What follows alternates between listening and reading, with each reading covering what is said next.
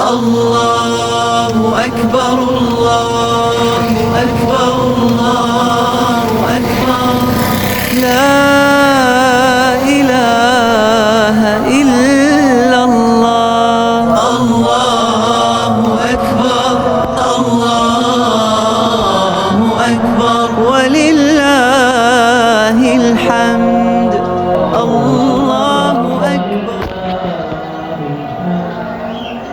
الله أكبر الله أكبر الله أكبر لا إله إلا الله والله أكبر الله الحمد الله أكبر الله أكبر الله أكبر لا إله إلا الله والله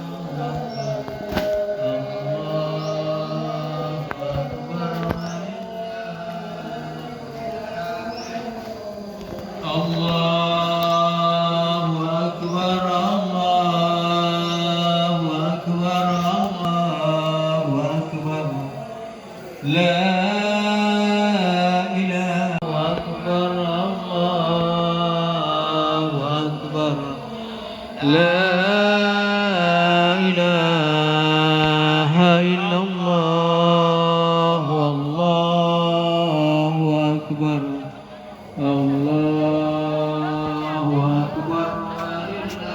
الله أكبر الله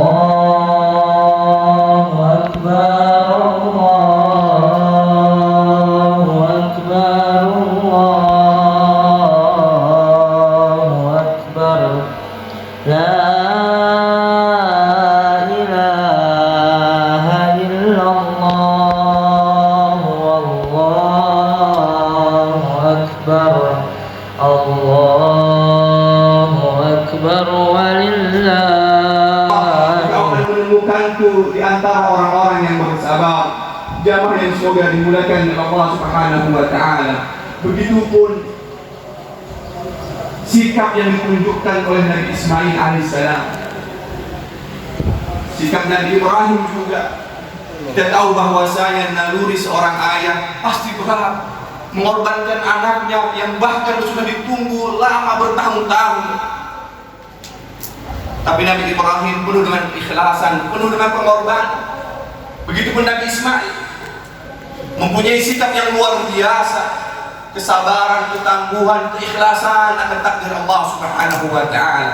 Dan sikap dari kedua nabi tersebut tidak mungkin lahir kecuali dari hati yang terisi penuh dengan keimanan, kecuali dari hati yang terisi penuh dengan kemurnian tauhid kepada Allah Subhanahu wa taala. Allahu Akbar, Allahu Akbar, Allahu Akbar walillahil hamd. Jamaah salat Idul Adha yang semoga dimuliakan oleh Allah Subhanahu wa taala. Kita tahu bahwasanya yang menjadi poros utama hari raya Idul Adha adalah kisah pengorbanan Nabi Ibrahim alaihissalam. Tetapi pada hari ini juga terdapat momentum penting, yaitu adalah wasiat yang sangat sakral yang disampaikan hak asasi manusia, bahwasanya Islam sangat menjunjung tinggi martabat manusia, kehormatan manusia. Tidak boleh ada kezaliman atas kezaliman yang lainnya, atas nama individu, atas nama masyarakat, atas nama sebuah negara. Tidak boleh ada kezaliman di muka bumi ini. Bahkan dalam sirah nabawiyah kita menjadi saksi bahwasanya seringkali baginda Rasulullah SAW menjadikan seorang muslim yang benar itu bukti bahwasanya dia tidak berbuat kezaliman. Bukankah dalam hadis Nabi SAW disebutkan al-muslimu man salimal muslimuna min lisanihi wa yadihi, orang yang Islamnya benar-benar Islam, yang keimanannya jujur kepada Allah Subhanahu wa taala. Siapa mereka? Tangannya. Allahu Akbar, Allahu Akbar, Allahu Akbar walillahil hamd. Yang kedua jamaah, di antara wasiat yang disampaikan oleh baginda Rasulullah SAW dalam haji wada'nya adalah waspada terhadap tipu daya syaitan dalam hal yang remeh-temeh. Baginda Rasulullah SAW menyampaikan, ya ma'syaran nas, ketahuilah bahwasanya syaitan telah berpasrah diri, telah menyerah untuk disembah di negeri-negeri kalian, akan tetapi mereka rela ditaati dalam hal-hal yang kalian anggap remeh-temeh. Jemaah, kita sadar bahwasanya tipu daya syaitan sangatlah banyak. Oleh sebab karena itu, kita tidak boleh berbangga diri ketika kita tetap beriman kepada Allah Subhanahu wa taala, tetapi meremehkan hal yang lain. Boleh jadi syaitan mendikte hidup kita dengan hal-hal yang kecil yang kita anggap remeh-temeh.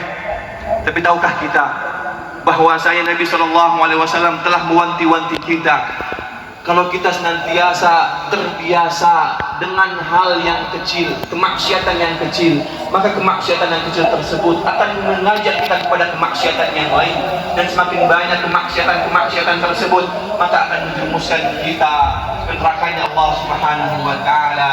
Wa iyyakum wal kadhiba fa innal kadhiba yahdi ilal fujur wa innal fujur yahdi ilan nar. Maka jauhlah kalian akan perbuatan dusta, karena perbuatan dusta akan membawa pelakunya kepada kemaksiatan yang lainnya, dan kemaksiatan tersebut akan menjerumuskan kita ke nerakanya Allah Subhanahu wa taala. Allahu akbar, Allahu akbar, Allahu akbar, walillahil hamd. Yang ketiga, di antara wasiat yang penting yang disampaikan oleh baginda Rasulullah SAW dalam haji wada'nya adalah menegakkan hak dan kewajiban dalam keluarga.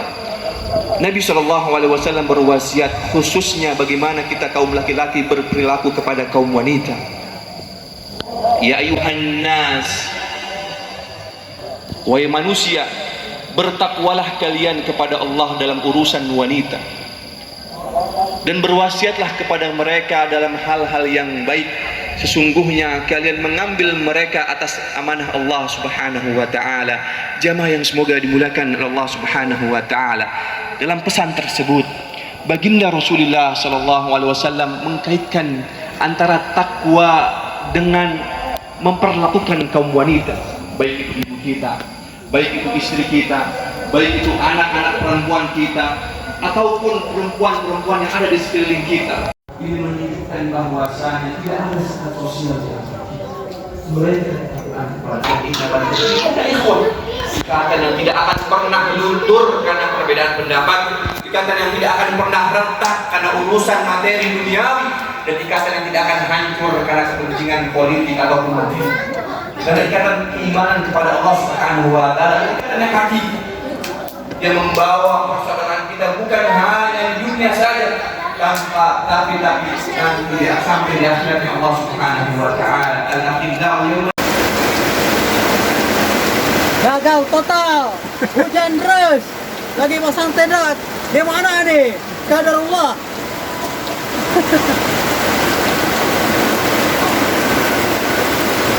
Lupa saya hujan. Iya.